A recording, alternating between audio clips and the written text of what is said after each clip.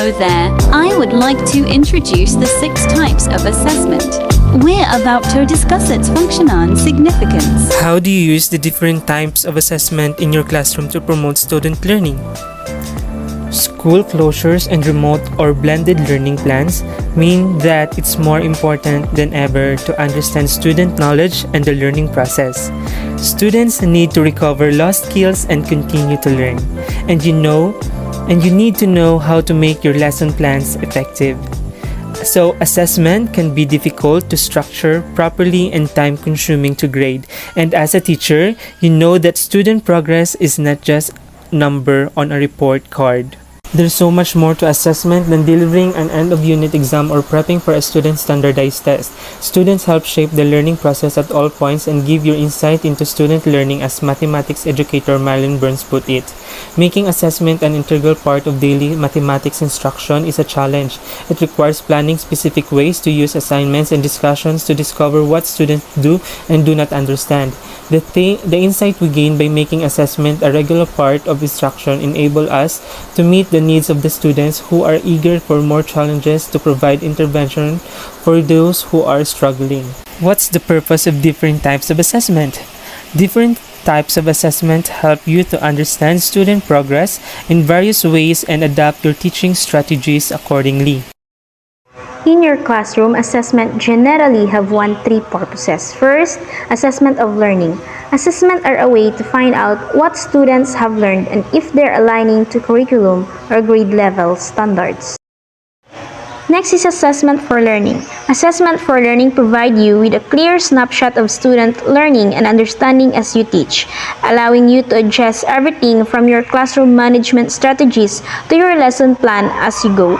Assessment for learning should always be ongoing and actionable. When you're creating assessment, keep this key question in mind. Assessment as learning. Assessment as learning actively involves students' learning in the process. It teaches critical thinking skills, problem solving, and encourages students to set achievable goals for themselves and objectively measure their progress. They can help engage students in the learning process too. One study found that students develop an interest in mathematical tasks that they understand, see as relevant to their own concerns, and can manage. Recent studies of students' emotional responses to mathematics suggest that both their positive and their negative responses diminish as tasks become familiar and increase when tasks are novel. It is according to Douglas B. MacLeod. In using 6 types of assessment in your classroom, there is a time and place for every type of assessment. Keep reading to find creative ways of delivering assessments, understanding your students' learning process. Furthermore, we're going to discuss it one by one. Assessment. Let's say you're starting a lesson on 2-digit multiplication. To make sure the unit goes smoothly, you want to know if your students have mastered families, place value, and 1-digit multiplication before you move on to more complicated questions. When you structure diagnostic assessment around your lesson, you'll get the information you need to understand student knowledge and engage your whole classroom. Some examples to try include mind maps, flowcharts, student interviews, student reflections, short quizzes, journal entries, graphic organizers, and classroom discussions. Diagnostic assessment can also help benchmark students' progress. Consider giving the same assessment at the end of the unit so students can see how far they've come. One unique way of delivering diagnostic assessment is to use a game-based learning platform that engages your students. Create assessment to set up diagnostic assessment to use your assessment tool to create a plan that guides students through skills and automatically drops them down to prerequisite when necessary. Second is formative assessment. Just because student made it to the end of unit test doesn't mean they've mastered the skill. Formative assessment help teachers understand to student learning while the teacher and adjust teaching strategies accordingly.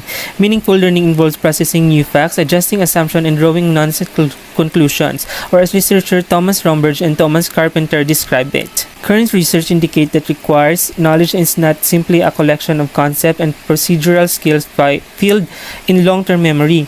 Rather, the knowledge is structured by individuals in meaningful ways which grow and change over time. Formative assessment help you track how student knowledge is growing and changing in your classroom in real time.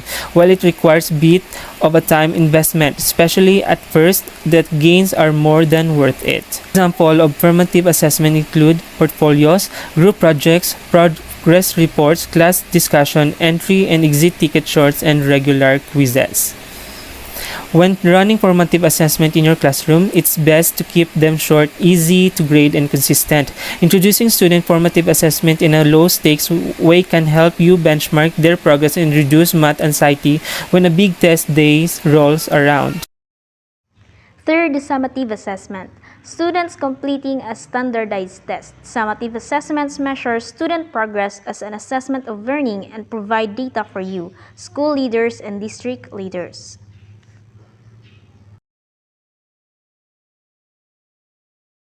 They're cost-efficient and valuable when it comes to communicating student progress, but they don't always give clear feedback on the learning process and can foster a teach-to-the-test mindset if you're not careful. Plus, they're stressful for teachers. One Harvard survey found 60% of teachers said preparing students to pass a mandated standardized test dictates most of or substantially affects their teaching. But just because it's a summative assessment doesn't mean it can't be engaging for students and useful for your teaching. You have to try creating assessments that deviate from the standard multiple choice test, like recording a podcast, writing a script for a short play, or producing an independent study project. Always remember, no matter what type of a summative assessment you give your students, you keep some best practices in mind. Keep it real-world relevant where you can make questions clear and instructions easy to follow. Give a rubric so students know what's expected of them. Create your final test after, not before teaching the lesson. Try blind grading. Don't look at the name on the assignment before you mark it. Use these summative assessment examples to make them effective and fun for your students. Preparing students for summative assessment with Prodigy. Number 4, ipsative assessment. Ipsative assessment are one of the types of assessment as learning that compares previous result with second try, motivating students to set goals and improve their skills. When a student hand in a piece of creative writing, it's just the first drop. They practice athletic skill and musical talents to improve, but don't always get the same chance when it comes to other subjects like math. A two-stage assessment framework helps students learn from their mistake and motivates them to better. Plus, it removes their instant gratification of goals and teaches student learning process. You can incorporate ipsative assessment into your classroom with portfolios, a two-stage testing process, and project-based learning activities. One study on ipsative learning techniques found that when it was used with higher education distance learners, it helped motivate students and encourage them to act on feedback to improve their grades. What could it look like in your classroom? 5 is the norm reference assessments. Norm reference assessments are tests designed to compare an individual to a group of their peers, usually based on national standards and occasionally adjusted for age, ethnicity, or other demographics. Unlike ipsative assessments, where the student is only competing against themselves, norm reference assessments draw from a wide range of data points to make conclusions about student achievement. Types of norm reference assessments include the IQ test and the physical assessments, standardized college admissions, tests like the SAT and GRE. The proponents of norm reference assessments point out that they accentuate differences among test takers and make it easy to analyze large-scale trends. Critics argue they don't encourage complex thinking and can inadvertently discriminate against low-income students and minorities. Norm reference assessments are most useful when measuring the student achievement to determine the language ability, grade readiness, physical development, and the college admission decisions. Need for additional learning support. While they're not usually the type of assessment you deliver in your classroom, chances are you have access to data from the past tests that can give you valuable insight into student performance.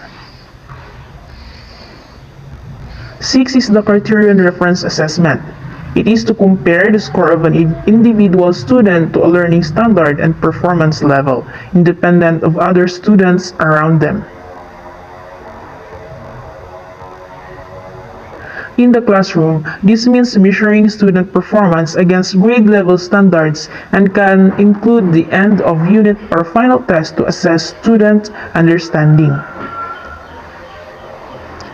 While on the outside of the classroom, Criterion reference assessments appear in professional licensing exams, high school exit exams, and citizenship tests where the student must answer a certain percentage of questions correctly to pass. Criterion reference assessments are most often compared with norm reference assessments. While they're both valuable types of assessment of learning, Criterion reference assessments don't measure students against their peers. Instead, each student is graded on their own strengths and weaknesses. How to create effective assessments.